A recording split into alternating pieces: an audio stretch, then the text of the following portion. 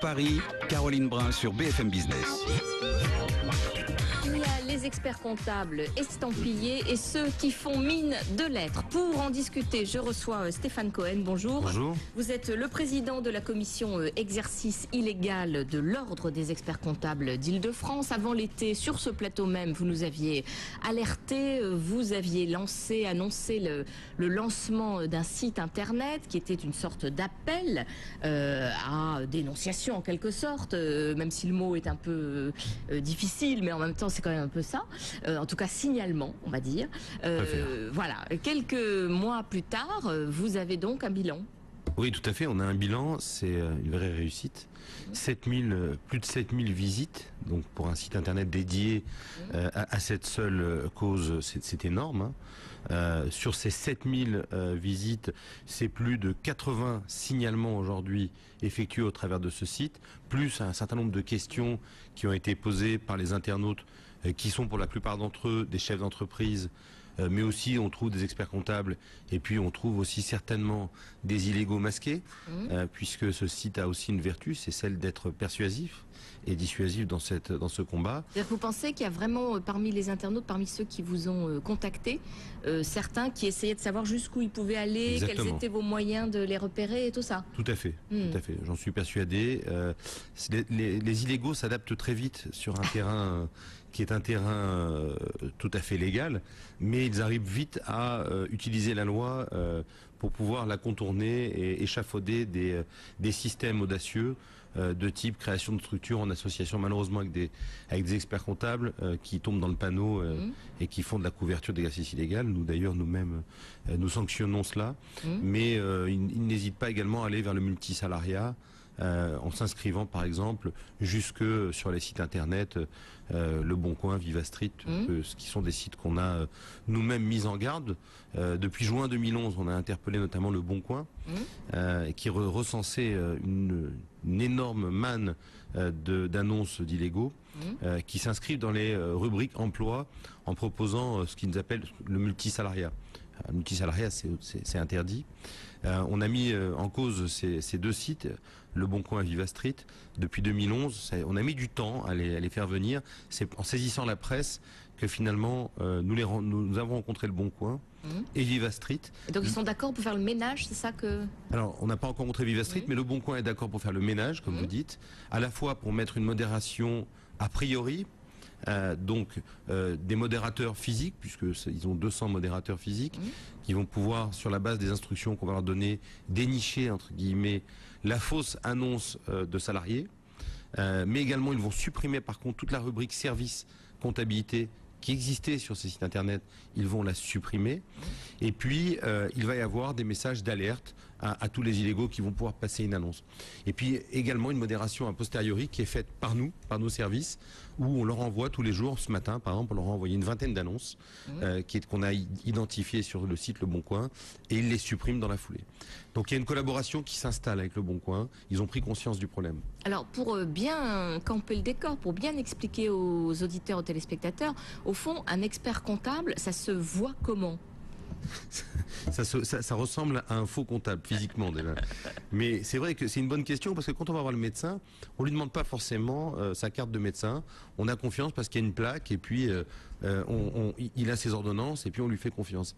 Un expert comptable, c'est pas si simple, parce qu'on met pas au mur forcément notre diplôme d'expert comptable. La meilleure chose à faire pour identifier l'un ou l'autre, c'est le site internet de l'Ordre des experts comptables, sur lequel vous avez la liste de tous les experts comptables inscrits au tableau de l'Ordre des experts comptables. Il y a le site régional qui est www.oec-paris.fr, et puis il y a le site national où on retrouve tous les experts comptables de France, c'est www.expert-comptable.fr. Et puis vous avez également notre site compta-illégal.fr où vous trouvez effectivement l'annuaire des experts comptables. Donc je crois que la meilleure chose à faire, c'est de vérifier. Stéphane Cohen, du point de vue du petit chef d'entreprise, de la PME, qui éventuellement n'a pas de très gros moyens, et à qui on propose un service évidemment meilleur marché, j'imagine, que l'expert comptable. À quoi il s'expose? C'est-à-dire, quel risque il prend? D'abord, je m'inscris en faux par rapport à cette notion de meilleur marché. Oui. Vous l'avez déjà dit quand j'étais intervenu sur votre plateau. C'est une notion totalement fausses. Je vais vous donner deux exemples. Le premier exemple, c'est une association, parce que j'ai fait ressortir ces dossiers par mes services, une association d'aide à domicile. L'illégal facture 11 000 euros par an à cette association, ce qui est énorme. C'est-à-dire qu'un expert comptable, dans ce cadre-là, sera certainement moins cher qu'un illégal. Donc déjà, première notion fausse. Depuis 2009 qu'il intervient sur cette société, enfin cette association plutôt, il n'a pas sorti un seul bilan. Entre-temps, l'association fait l'objet d'un contrôle fiscal, puis d'un contrôle d'URSSAF. Elle ne peut pas payer, évidemment, puisque c'est des taxations d'office, parce qu'il n'y a pas de bilan, il n'y a pas de liasse fiscale.